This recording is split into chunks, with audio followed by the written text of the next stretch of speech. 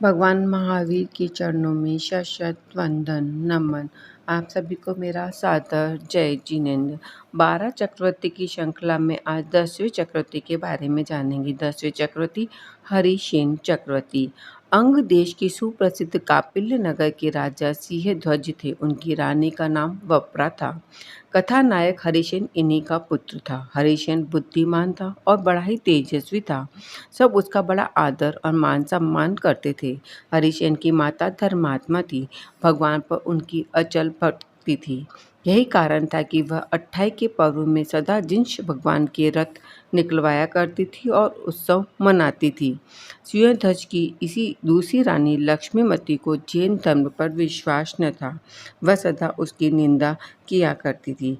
एक बार उसने अपने स्वामी से कहा कि प्राणनाथ, आज पहले मेरा ब्रह्मजी का रथ शहर में घूमे, ऐसी आप आज्ञा दीजिए। सिंहध्वज ने उसका परिणाम क्या होगा इस पर कुछ विचार न कर लक्ष्मीवती का कहा मान लिया। पर जब धर्म वत्सल्य वत्रा रानी को इस बात की खबर मिली तो उसे बड़ा दुख हुआ। उसने उसी समय प्रतिज्ञा की कि मैं तब तक खाना पीना नहीं करूँगी जब मेरा रथ पहले नहीं निकलेगा।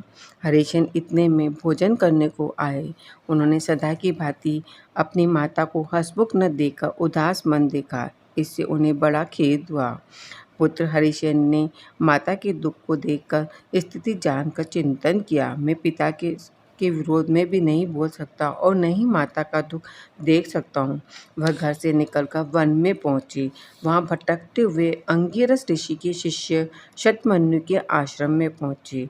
इसी से पूर्व की एक घटना यह है।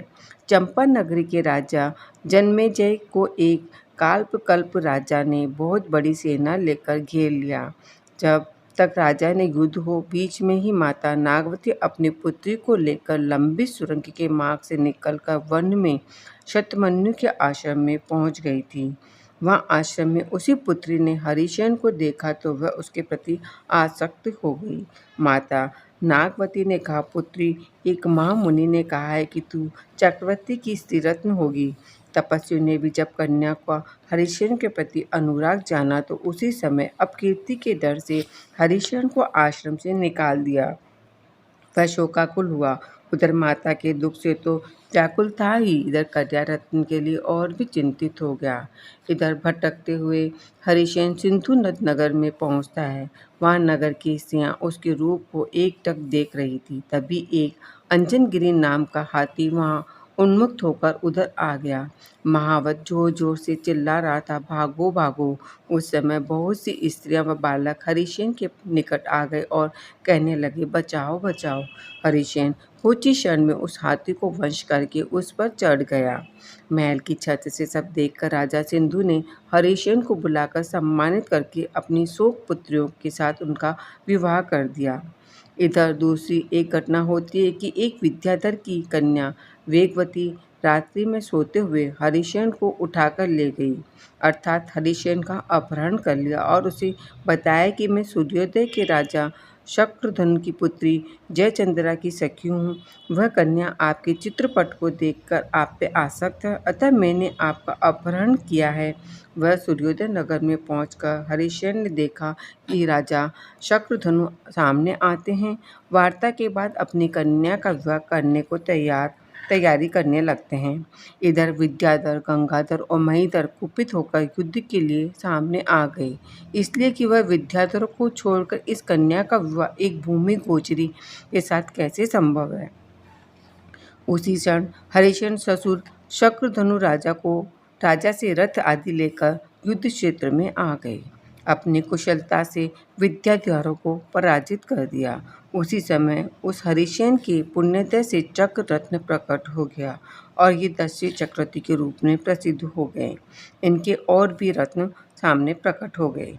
निर्विघ्न विवाह संपन्न होने के बाद चक्रवर्ती हरिसेन शत्रुओं को वश में करता हुआ तापसी के आश्रम में पहुंचा। उन तापसियों ने हरिसेन को चक्रवर्ती देखकर सामने पहुंचकर फल आदि अर्घ्य से सम्मानित किया।